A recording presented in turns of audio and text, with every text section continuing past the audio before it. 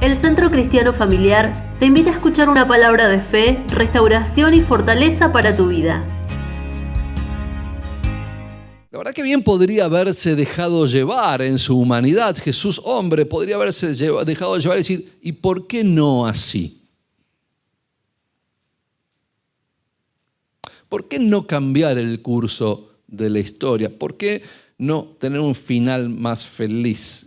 ¿Por qué no hacerlo de este modo? Gente contenta, todo chocho. ¿Por qué no establecer un gobierno en la tierra que luego le dé la bienvenida al reino de los cielos? Adeptos no iban a faltar. Y la verdad que los poderes necesarios eran evidentes, estaban presentes. ¿Qué pensarían los discípulos? Si bien los discípulos tenían el corazón endurecido, estaban muy de acuerdo con esta posición. Ellos no habían entendido no habían entendido el milagro, no habían entendido el propósito, no habían entendido que Jesús quería ponerlos en el camino de la oportunidad, hacerlos partícipes, hacerlos protagonistas. Ellos no habían entendido que Jesús quería que ellos tuvieran la capacidad de ver más allá de lo que estaban viendo, de tener una percepción espiritual, de tener aquello por delante aquello que era eterno y no meramente temporal. Pero claramente dice el otro de los evangelistas que sus corazones estaban endurecidos. Y estaban como remando contra la corriente. La mirada de los discípulos estaba puesta en otro lado, porque también eran míopes espirituales. Sus inquietudes pasaban más por recuperar su dignidad, de encontrar un lugar de privilegio junto a Jesús, de recuperar lo que les pertenecía, de defender sus derechos, igual que hoy. Pero una dignidad sustentada en la valorización de las cosas temporales, no de las eternas. Ellos aspiraban a un Jesús rey que les devolviera el orgullo nacional, que los hiciera salir de la crisis, que los hiciera dignificarse como nación, como raza, que les solucionara los problemas inmediatos, que se ocupara de solucionar los problemas temporales. Poco entendían del cambio profundo de situación que Dios quería para con ellos. Aquello a lo cual Jesús los estaba invitando. Poco entendían de la revolución interior. Ellos esperaban una revolución exterior y a lo grande. Poco entendían de que la revolución empieza desde el corazón, en la presencia y en la llenura del Espíritu Santo. Jesús, entendiendo el caldo que se estaba generando alrededor, y antes de que la situación se descontrolara, despide a los discípulos, despide a la gente y se va al monte a orar solo, a recuperar la visión espiritual. Jesús se va al monte a poner la mirada en las cosas que no se ven, a buscar la mirada del Padre, las cosas eternas, en lugar de dar lugar a las cosas evidentes. Porque era evidente la capacidad de movilizar, el poder, el carisma, todo estaba a favor. Todo estaba cómodamente presentado ante sus ojos, pero eran cosas meramente temporales, fuera del propósito establecido por Dios. Jesús, hombre, recurre a los elementos que le proporcionarán la visión correcta. Fe, virtud, conocimiento, dominio propio, paciencia, piedad, afecto fraternal y amor. Todos estos elementos estuvieron presentes en Jesús. Fe para creer que el sacrificio era el propósito eterno de Dios, aun cuando las tentaciones temporales marcaran otro camino. Virtud para sostener la conducta correcta frente a las circunstancias. Conocimiento para afirmarse en el entendimiento de su misión. Dominio propio para no dejarse llevar por la marea de tentaciones. Paciencia para esperar el cumplimiento de la promesa, de aquello que no estaba a la vista, que no se podía ver, pero que era eterno porque estaba dentro del propósito de Dios Padre y diseñado para cumplirse. Porque como vimos, el propósito está diseñado para cumplirse. Piedad para mantener su devoción a Dios por sobre todas las cosas. Afecto fraternal para renovar el compromiso con la salvación de las almas perdidas. Y amor por Dios y por el prójimo, por no decir por vos y por mí. Toda esta conjunción de aspectos que conforman el anteojo espiritual fueron capturados por Jesús en las alturas de aquel monte. El concepto 1 dice ¿tenés el próximo? Para no desviarte del propósito, hace falta un tiempo de intimidad con Dios para ordenar las prioridades, alinearlas atrás de cada una de estas cualidades que conforman el anteojo espiritual. Entonces dijimos que la visión distorsionada se corrige con un instrumento, que son lentes o anteojos, y que la visión espiritual distorsionada se corrige con un instrumento, que son los lentes espirituales, ¿no? Jesús era y es el Verbo encarnado, la palabra en sí mismo. Él era la palabra para los discípulos, aun cuando no había nada escrito aún, no había registros escritos. Jesús era la palabra para ellos. Jesús en la palabra viva los puso a remar para que corrigieran la miopía espiritual. Hoy tenemos la palabra de Dios como guía correctora de la miopía espiritual. Es la palabra la que nos enseña a utilizar los anteojos espirituales. Pedro tuvo la oportunidad en la barca, ¿te acordás?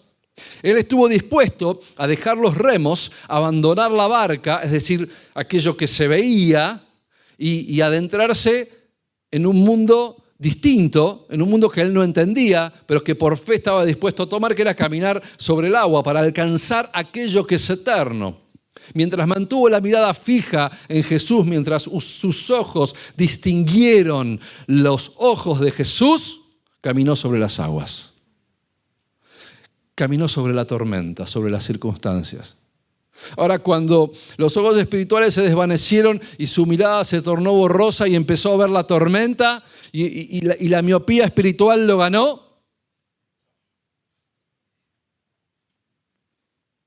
se empezó a hundir. Cuando desvió su mirada hacia el temporal, volvió a poner la mirada en las cosas temporales.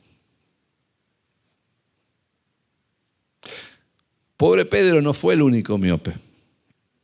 Hubo alguien más miope que Pedro. Hubo un miope espiritual campeón. Lo conocían como Saulito, ¿sí? Un tipo de Tarso. Él, Pablo, al igual que Pedro, también tuvo que tener un encuentro con la persona de Cristo para poder calzarse sus ojos espirituales y eliminar la miopía. ¿Me crees?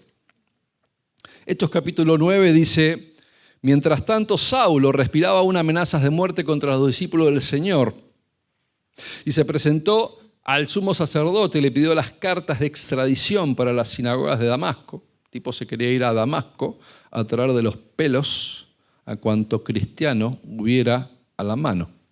Tenía la intención de encontrar y llevarse presos a Jerusalén a todos los que pertenecían al camino, fueran hombres o mujeres.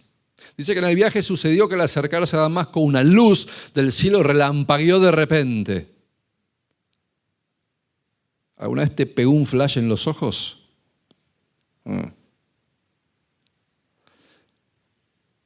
Él cayó al suelo y oyó una voz que le decía: Saulo, Saulo, ¿por qué me persigues? ¿Quién eres, Señor?, preguntó. Yo soy Jesús, a quien tú persigues, contestó la voz. Levántate y entra en la ciudad, que allí se te dirá lo que tienes que hacer. Dice que los hombres que viajaban con Saulo se detuvieron atónitos porque oían la voz, pero no veían a nadie.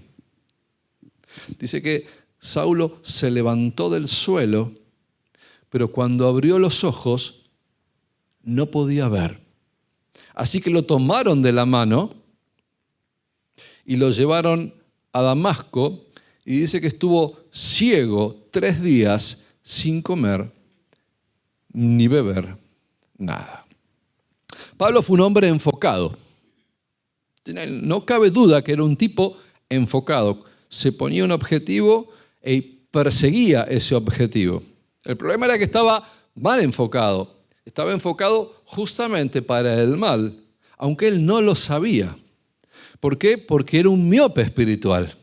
Él no tenía una visualización espiritual de lo que tenía frente a él. Saulo padecía de una fuerte miopía espiritual. Él creía estar en lo correcto cuando perseguía a los cristianos. Mira, la cura de Pablo fue violenta. A veces los testarudos espirituales y los miopes con convicción tienen que tener una cura violenta.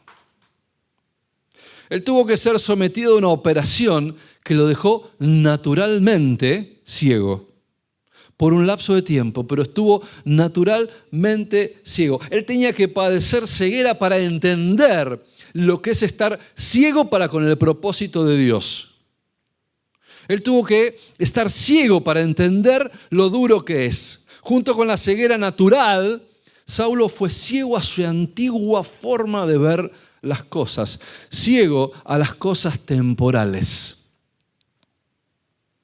Cuando recupera la vista, no solo recuperó la percepción del mundo natural, sino que adquirió una nueva visión espiritual que le permitiría reenfocar toda su vida y que a partir de ese día lo acompañaría ese anteojo espiritual que encontró en el camino a Damasco, no lo abandonaría nunca más. Nunca más sería el mismo Saulo. A partir de ese día sería Pablo. Pablo recuperó la vista y empezó a caminar con lentes, los que le faltaban. ¿Sí? Anteojos espirituales, herramientas que le permitirían caminar en el propósito de Dios el resto de su vida. Por esta forma de ver el mundo espiritual, por los anteojos espirituales que eliminaron la miopía, es que Pablo escribe a los Corintios y para todos las palabras inspiradas por Dios, no mirando las cosas que se ven, sino las que no se ven. Porque las que se ven son temporales, pero las que no se ven son eternas. ¿Entienden por qué Pablo escribió lo que escribió? Segundo concepto, estar en el propósito es ajustar la visión espiritual, eliminando la miopía mediante un encuentro con Cristo y la palabra, sea en Damasco o sea en el cuarto de tu habitación. Porque la palabra de Dios es más cortante que espada de 2 filos y penetra hasta partir el alma, los tuétanos, las coyunturas y discierne lo interno, ¿sí? Los pensamientos del corazón. La palabra de Cristo es la que te lleva por tu camino a Damasco. Curiosamente, el final de los días de Pablo no fueron a los ojos temporales los mejores. El final de sus días no lo podemos calificar en términos naturales como el de un hombre exitoso. Imagínate una escena imposible. La escena transcurre en una cárcel. Hay 2 soldados romanos que son custodios de esa cárcel, que observan la figura de un preso, un condenado a muerte. La verdad que no llama mucho la atención si no fuera por las cosas que les han contado acerca de esta persona. Más bien es desgarbado, viejo y flaco. Hay algo en su mirada, hay algo en su ánimo que captura la atención de los que lo ven. pero es incomprensible. Fabricante de carpas en algún tiempo, pudo haber sido un empresario exitoso, pero lo dejó. Disponía, como pocos, de un privilegio. Era un ciudadano romano. Era algo de altísimo valor, algo sumamente codiciado. Algunos pagaban por tener la ciudadanía, la green card. Pero él parecía que no la había sabido aprovechar. Su figura no denota demasiado, pero su ánimo está intacto. Uno de los soldados pregunta, ¿qué lo sostiene a su compañero? Hasta algunos que solían venir ya no vienen más. El otro soldado, más simple y curioso, le pregunta directamente al preso respecto de sus travesías. Y el preso responde, he sido servidor de Cristo más que nadie. He trabajado más arduamente. He sido encarcelado más veces. He recibido los azotes más severos. Estuve en peligro. En muerte repetidas veces. 5 veces recibí de los judíos 39 azotes. 3 veces me golpearon con varas. Una vez me apedrearon. 3 veces se hundió el barco donde yo iba y pasé un día y una noche como náufrago en alta mar. Mi vida ha sido un continuo ir y venir de un sitio a otro en peligros de ríos, de bandidos, peligros de parte de mis compatriotas, peligros a manos de los gentiles, peligros en la ciudad o en el campo, en el mar y también de parte de algunos falsos hermanos que me ponían palos en la rueda. He pasado, la verdad, que muchos trabajos y fatigas y la verdad que muchas veces me he quedado sin dormir. He sufrido hambre y sed y muchas veces me he quedado en ayunas. He sufrido frío y desnudez. Pero ¿saben qué? Como si fuera poco, cada día pesa sobre mí la preocupación por todas las iglesias. ¿Las iglesias?, pregunta el soldado. Ese grupo de chusmas que andan sueltos por ahí a los cuales vamos a agarrar en cualquier momento. ¿Todavía te preocupa esta gente cuando estás a punto de morir?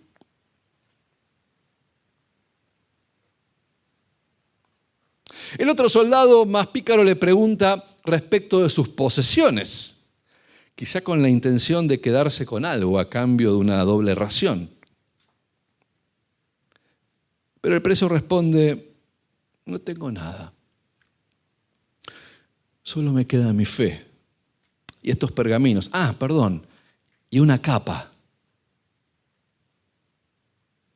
Porque cuando estaba con Timoteo le dije, cuando vengas tráeme el capote que dejé en Troas, en casa de Carpo, donde estará mi memoria, y los libros. Sí, tráeme los pergaminos.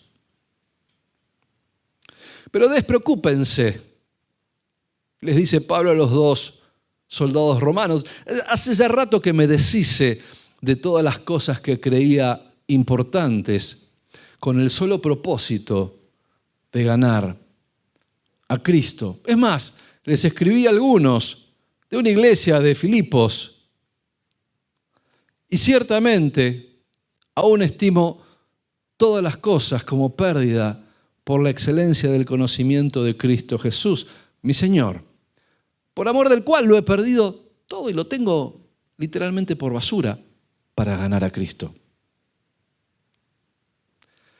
Pero escuchen, soldados, no juzguen por lo que se ve, porque lo que se ve es solamente temporal. Como le dije a Tito una vez, a Timoteo, ya los nombres se me escapan. He peleado la buena batalla, he acabado la carrera, he guardado esto único que me queda, mi única posesión, que es mi fe. En ese momento, uno de los soldados como que tiene un rapto. ¿Qué reacción esperaría si uno de ellos tuviera una visión suficiente para decirle al otro, ¿Entendiste, no? Esos pergaminos que tiene el preso bajo el brazo, esos pergaminos van a cambiar el mundo. Van a ser traducidos a cuanta lengua exista y va a cambiar el ordenamiento jurídico de las naciones. Va a ser leída por cuanto líder se levante. ¿Entendés? Por supuesto, el otro soldado, haciendo un uso primario, muy primario, ¿sí?, de la ley de probabilidades, respondió sin dudar: imposible.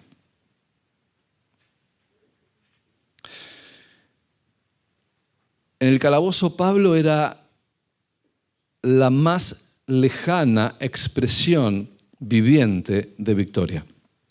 Nadie apostaría a favor de que su nombre trascendiera de las paredes de ese calabozo. Es más, en pocos días su nombre probablemente sería olvidado y otro preso ocuparía el lugar y los grilletes. Él era el preso Pablo y hasta ahí llegaría su fama. Esto es lógica pura, ¿o no lo podés ver? Y esto es lo que nos confronta con qué es la visión espiritual, qué es la vida que trasciende. Pablo era un hombre que tenía todos los argumentos necesarios para sufrir una buena crisis de confianza. No eran excusas, eran argumentos sólidos. Había perdido y entregado todo lo que tenía. Hasta sus amigos lo habían abandonado. Nadie se hubiera atrevido a cuestionarle si él hubiera clamado por clemencia al emperador. Sin embargo, la vida de Pablo trascendió a los eventos históricos de su paso terrenal. La vida de Pablo es una vida que trasciende aún cuando las probabilidades lo ubiquen para siempre en el fondo de un oscuro calabozo. Pablo nos dejó un legado. ¿Se acuerdan del legado? Esa línea en la lápida que nos contaba Carlos, ¿sí? La línea de la lápida de Pablo es una herencia que trasciende hasta hoy y trascenderá aún después que nosotros nos hayamos ido, que hayamos pasado. Las palabras que Dios puso en el corazón de Pablo estarán presentes y vigentes cuando todos nos hayamos ido a la presencia del Señor. Su visión temporal solo mostraba un calabozo, pero su visión, sus anteojos espirituales que había portado desde Damasco y que nunca se había vuelto a quitar, le mostraban un propósito cumplido. He peleado la buena batalla, he acabado la carrera, he guardado la fe. Él lo creyó por fe. Vos sabés que sus ojos no naturales no llegaron a ver la carrera cumplida. Nosotros lo estamos viendo hoy. Nosotros hoy podemos dar fe de lo que los ojos naturales de Pablo no llegaron a ver, pero sí vieron y contemplaron sus ojos espirituales. Nosotros damos crédito que 2000 años después esto es así. Pablo trascendió por los pergaminos. Y los pergaminos eran el propósito de Dios y los pergaminos eran la palabra de Dios inspirada a Pablo. Pablo trascendió por lo que Dios hizo en Pablo. Hay situaciones que te sitúan exactamente en lo profundo de un calabozo, ¿o no? Porque el calabozo es como la crisis, ¿vieron? El calabozo es un lugar oscuro. Es un lugar donde no hay buena visibilidad, donde uno choca con las frías paredes y donde las palabras y tus lamentos solo son escuchadas por esas frías paredes. No hay escapatoria, parece no haber presente ni futuro. Sin embargo, Pablo, que vivió ese calabozo, en ningún modo era más significativo o más importante que vos y que tu vida a los ojos de Dios. Era tan hijo del Padre como vos y como yo. Fue un instrumento escogido desde el vientre de su madre para una tarea excepcional. Y cuando se calzó los anteojos espirituales, fue un instrumento como pocos. Adquirió esa visión espiritual y se arrojó, sin dudarlo, a los brazos del Padre. Dios lo proyectó como a pocos y lo atajó en la caída. Pablo fue un exitoso en todas las dimensiones que la palabra es capaz de expresar. No solo porque fue un éxito editorial, y lo es, y lo sigue siendo. Pablo fue conocido y reconocido mundialmente. Fue interpretado y explicado por millones de mentes brillantes a lo largo de 2 milenios. Sus lecciones componen la mirada más aguda del propósito de Dios. Y hace 2 milenios que Dios lo tiene en su presencia y su mensaje sigue predicando en la tierra. ¿Dónde está la trascendencia entonces? ¿Se acuerdan del granero del rico? ¿Estará la trascendencia en el granero del rico o en los pergaminos de Pablo? La pregunta para el rico había sido: ¿y eso que juntaste para quién será? Es decir, ¿quién va a ser bendecido con ello? ¿En quién trascenderá lo que tenés en ese granero? ¿Hubo algo especial en Pablo que tuvo una visión distinta? Claro que no, porque en todo fue un instrumento de Dios guiado hacia la oportunidad. Todo porque sobre las posesiones, sobre toda posesión, él eligió guardar la fe. Todo porque aprendió de la forma dura, la más dura, a superar la miopía espiritual.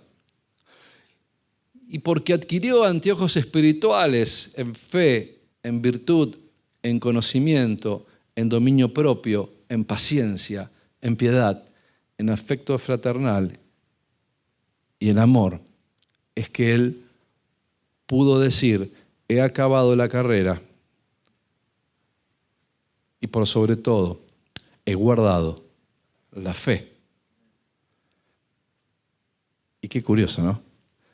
Que la fe sea la certeza de lo que se espera y la convicción de lo que no se ve.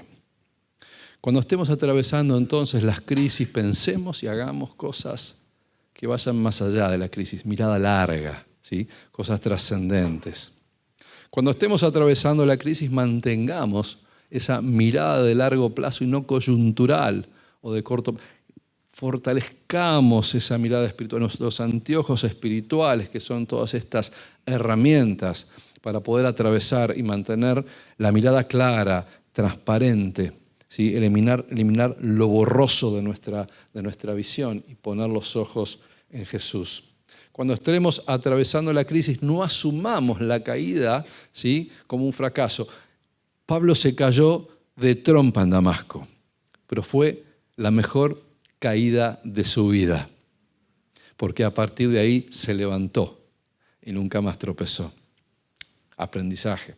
Cuando estés atravesando la crisis, ocúpate de privilegiar, como hizo Jesús en el monte, tu espacio de relacionamiento con el Señor. Elimina la tierra tocando el cielo.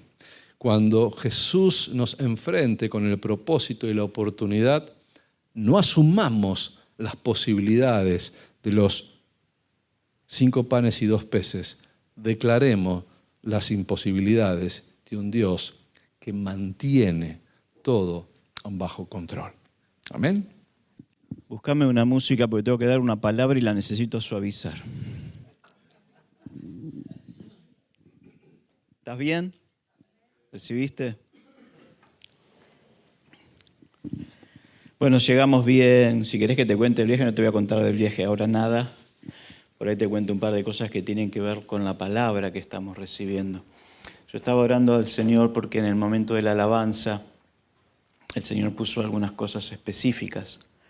Sabía el título de la palabra que le inspiró a Ale y no sabía si compartirte la palabra antes o después. Y el Señor me hizo estar callado. Me gustaría que si tenés un papel o algo, puedas anotar un par de cosas.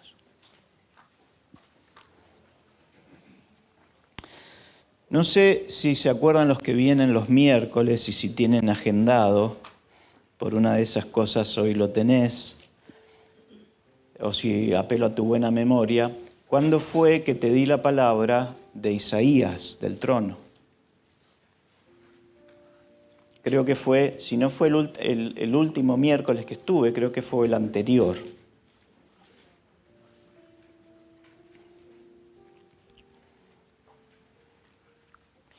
Hay algo que tenemos que aprender.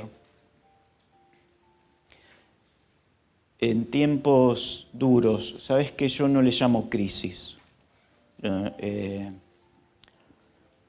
Para mí crisis es no comer. Se entiende, yo respeto que se hable de crisis y sí, en realidad estamos en un tiempo raro. Una cosa es que no comas y otra cosa es que no puedas comprar los regalos de Navidad para tu familia. ¿Me doy a entender? Nosotros pasamos por ese tiempo de contar las monedas con 3 hijos y de no tener la capacidad de comprar regalitos a la familia y decir cómo, voy a quedar mal. ¿Viste esas presiones estúpidas de la sociedad? Porque si vos no tenés para comer, ¿cómo te vas a endeudar para comprarle un regalo cuando no lo podés hacer? Algunas veces estas situaciones son buenas, ¿no? Acá hay algunos que sí pasaron hambre y saben lo que es pasar hambre. Entonces, la Biblia habla de tiempos de hambre, eso creo que es lo que es una crisis. Algunas veces para nosotros crisis es no tener la capacidad de ahorrar. Cuando vos volvés a tu casa y tenés una casa y tenés una heladera con algunas cosas que te sacan el hambre. La palabra tiene que ver con esto. En estos tiempos especiales, duros, de incertidumbre, Dios te avisa lo que va a pasar. Porque sería bueno no sé si alguien encontró la fecha de ese miércoles, pero sería bueno que vos te fijes cuánto estaba el dólar.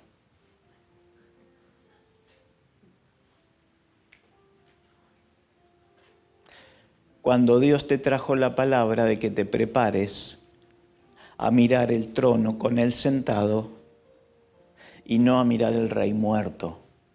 Cambiar rey por gato o lo que quieras ponerle ahí, ¿no? Para que me entiendas, ¿se entiende? Es decir, Dios está sentado en el trono y cuando los cielos se abren, hay cosas que Dios te muestra y esto es lo que quiero que comprendas hoy. Mirá. Estamos en un tiempo donde te van a pasar cosas que vos no entendés. Hay cosas, situaciones que vas a ver y si vos tenés miopía espiritual, no te vas a dar cuenta que a través de esa situación Dios te está diciendo algo.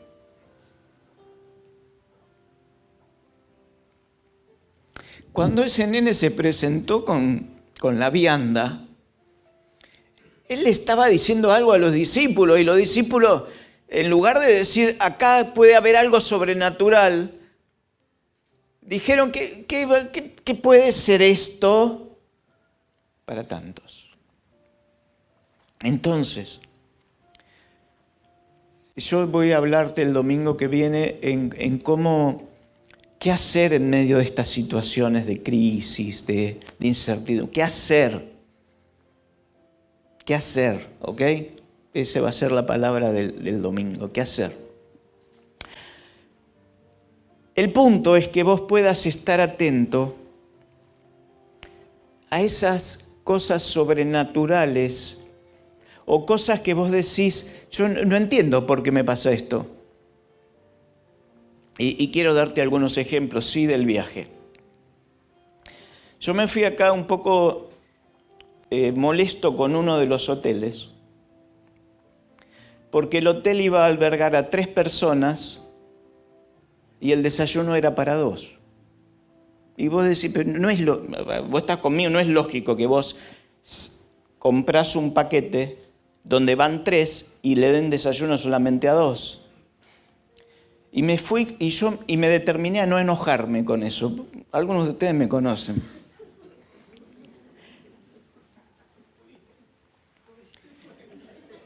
Y cuando llegué, el hombre que hizo el traslado, un hombre que era rosarino, un rosarino en San Francisco, nos lleva y nos lleva hasta el lugar. Dice, sí, le dice el Señor que el desayuno, ustedes son 3, pero el desayuno para 2. Acá es así, como diciéndome. De hecho, nos dan los tickets para el desayuno. Y yo estaba adentro.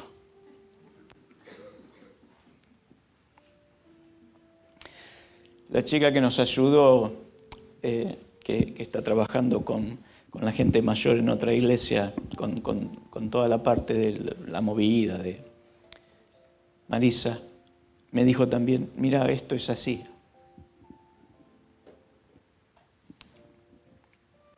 Esa noche me acosté.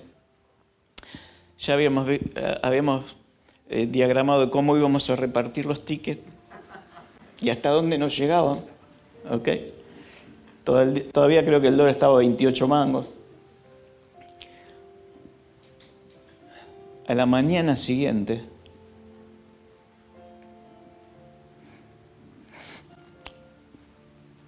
había debajo de la puerta 10 tickets más.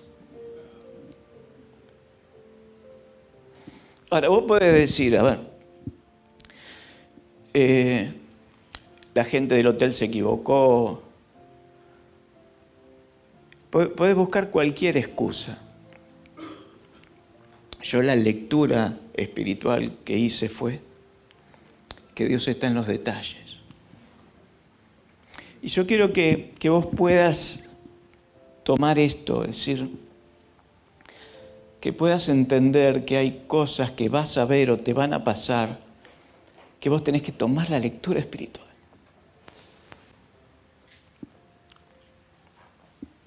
Antes de irme de acá, te voy a abrir mi corazón, ¿sí?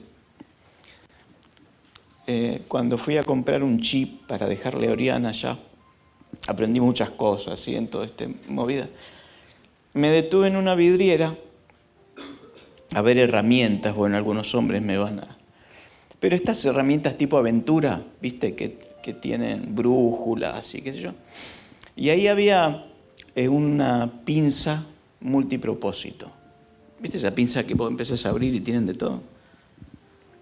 Y yo me quedé así y dije, esto me serviría a mí. Ya teníamos en casa unas truchas, ¿viste? Que la apretás 2 veces y después ya no abre, ¿no? Y tenés que agarrarla así medio como de costado para que cierre la pinza. Y sentí algo y no la compres. Bueno, fui y compré el chip. Lo primero que te conté fue en San Francisco, ¿sí? Cuando estábamos caminando para ir a llevar a Ori, en la mitad de la ruta veo así, una pinza nueva ahí. Dame un pañuelo. Acá hay, ¿no? La pinza esa con todos los chirimbolitos. Es decir, no camina nadie ahí en Reading. Todos van en auto. Los únicos tipos que caminábamos era mi señora y yo. 2,5 kilómetros para visitar a Oriana y 2,5 kilómetros para venir.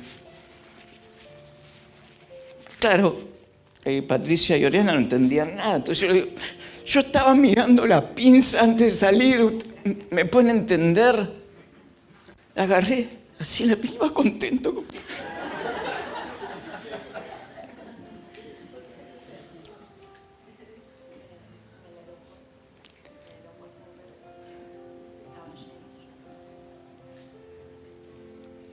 Mi señora es fanática de Jen Johnson. Bueno, fanática. La admira, es una cantante.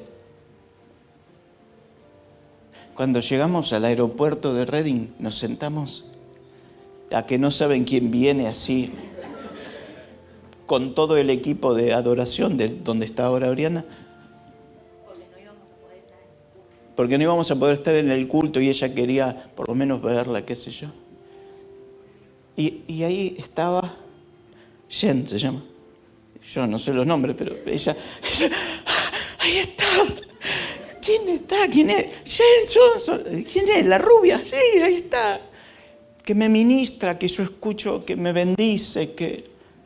Y le digo, Ori, ¿vos te animás a ir a saludar? No, me da vergüenza.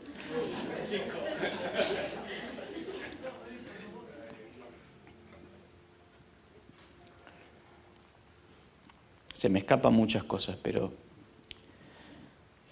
estábamos en una pileta una tarde, ya solos, tipo luna de miel, ¿viste? Porque habíamos dejado a Ori en San Diego y ya ahí estaba el dólar a 40.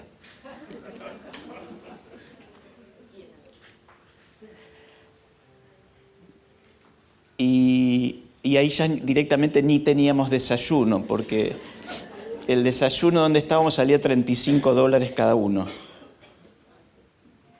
Así que estábamos como Pablo, ayuno varios días.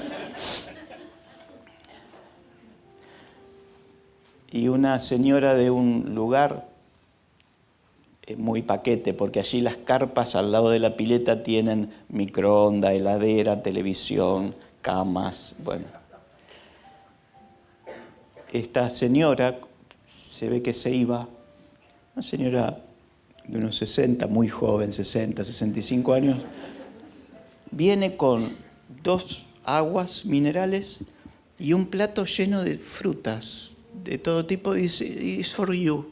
Y la pone en la mesita nuestra, que lo único que tenía era agua salpicada, y la deja allí. Y nosotros estábamos en la reposera, bacanes, que no teníamos merienda porque teníamos un problema ahí con la merienda. Y ustedes saben que a mí me gusta mucho la ensalada de fruta. Es decir, la señora no trajo otra cosa que lo que a mí me gusta. Por supuesto que me la comí, ¿no? Es decir, nos la comimos, tomamos el agua. Me la comí, bueno, sí. Quiero que entiendas que cada cosa que está pasando, yo te estoy contando testimonios personales, pero quiero que puedas leer espiritualmente que cada cosa que a vos te digas, ¿y esto qué es? Tiene una lectura espiritual y una lectura profética.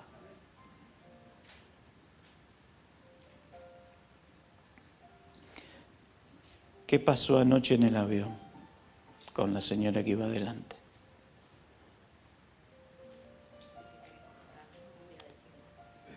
¿Qué pasó con esa señora que estaba embarazada con un bebé?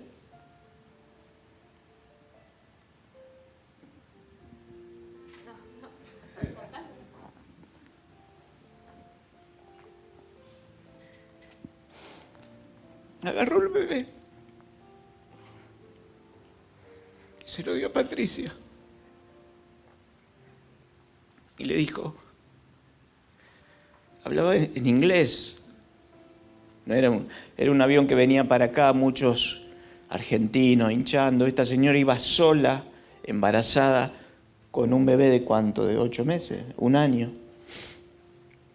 Que jugueteaba, que para nosotros era el peor viaje de tu vida, ¿no? Porque imagínate, Dios, 10 horas con el... Pero de todo tenemos que hacer una lectura. Y de repente esta señora, sin hablarnos, sin nada, agarró el bebé y se lo dio a Patria y dice, vos me lo podés cuidar mientras yo voy al baño.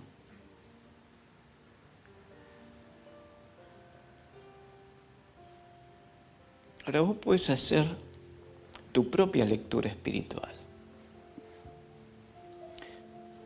¿O no?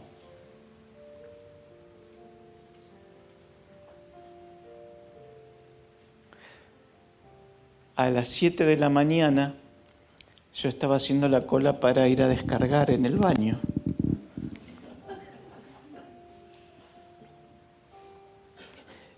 Y la señora me pide a mí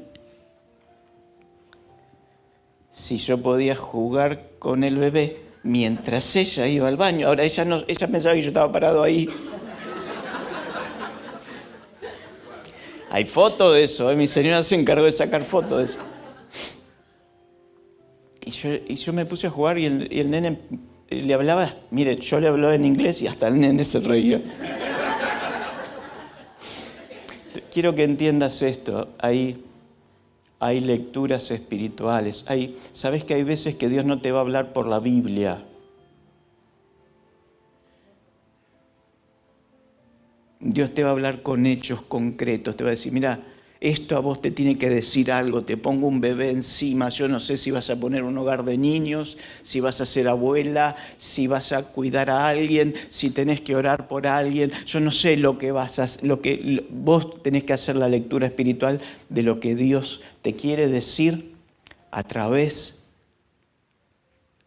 de lo que estás viviendo, que es sobrenatural. Pablo lo vivió. Los discípulos lo vivieron. Dios está en cada detalle de tu vida. Nada más que lo tenés que ver. Tenés que ver, ¿no? Viste, algunas veces vos decís, me depositaron el sueldo. Y decís, me depositaron el sueldo y ya está. Y no sé la lectura espiritual correcta de lo que Dios quiere que vos veas a través de cada una de esas situaciones. ¿Lo tomás? Básicamente es que puedas hacer la lectura espiritual y profética con respecto a aquellas situaciones que salen de lo común. ¿Por qué me encontré con un polista en el hotel donde estaba un polista argentino famoso? ¿Por qué? Porque ¿qué es lo que Dios me quiere mostrar? ¿Qué es lo que Dios me quiere decir?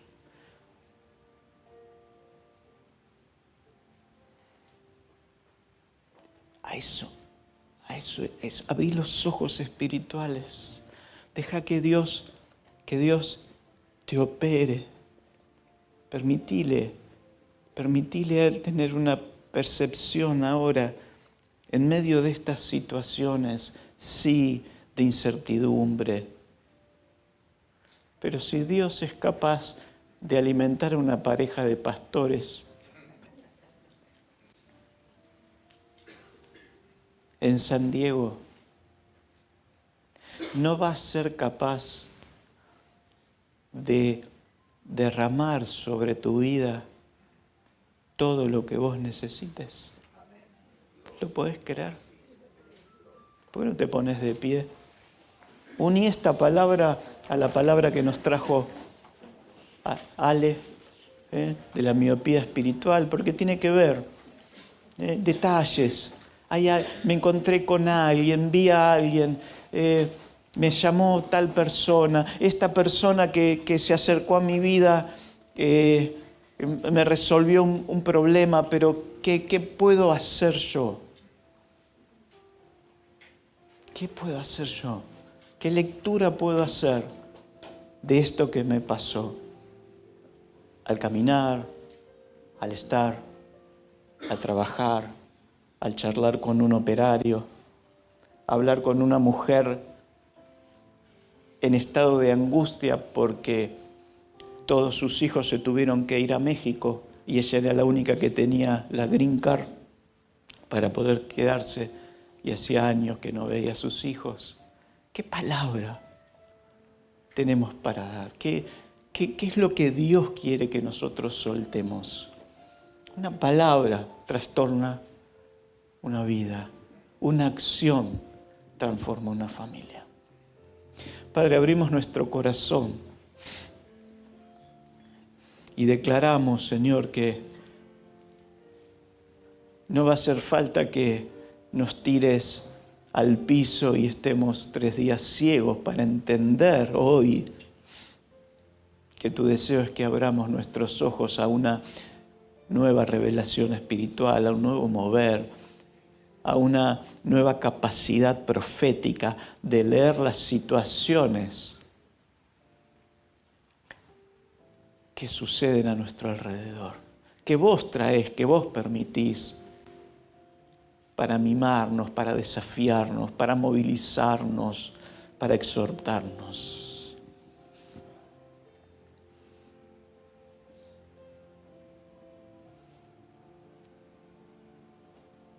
Qué bueno es vivir así, Señor. Qué poco nos va a durar ese estado de desaliento, de incertidumbre, cuando en cada una de las cosas que vos te moves, nosotros tenemos la capacidad de ver que vos te estás moviendo a nuestro favor y a favor de aquellos que te aman.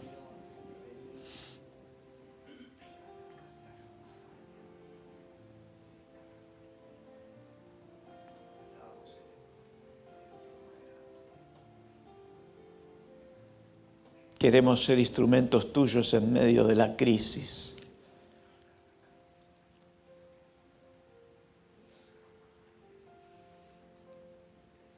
Oramos por nuestros gobernantes, Señor. Oramos por las autoridades. Te pedimos perdón porque muchas veces en lugar de orar, las criticamos, aún con razón. Pero tú nos mandas a orar por ellos, Señor, y a bendecirlos, Señor. Bendice a Argentina, Padre. Bendice cada una de las familias que te aman, Señor. Cuando Israel estaba esclava, había luz en cada familia que te amaba, que te buscaba. Había provisión, había sanidad, había libertad y había liberación. Gracias porque tu palabra levanta nuestra fe. Gracias, Señor. Bendecimos este mes de septiembre, Señor, sabiendo que tú estás de nuestro lado, sabiendo que estás sentado en el trono y que tus vestidos llenan la tierra. Gracias, Señor. Gracias, Señor, porque declaramos, Señor, que este mes de septiembre será un mes bendito, Señor, donde nada nos faltará. Nada, porque tú eres nuestro pastor y nada nos faltará, Señor. Y como somos iglesia, declaramos que si a alguien le falta algo, Señor, en la iglesia tú proveerás provisión.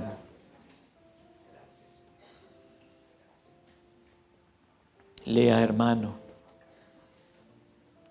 lea las palabras que salen del altar. El que tiene oídos para oír, oiga.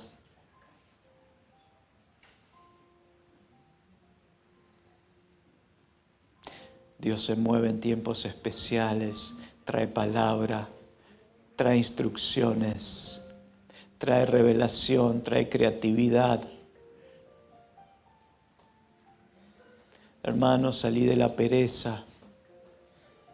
Ocupa el lugar que tenés que ocupar en tu matrimonio. Varón, a vos te hablo.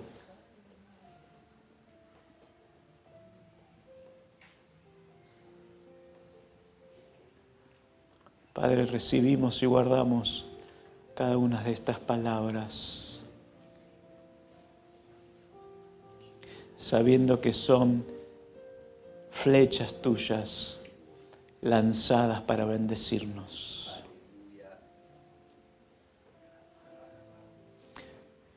Te exaltamos, te glorificamos y bendecimos tu nombre.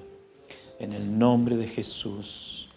Amén y amén.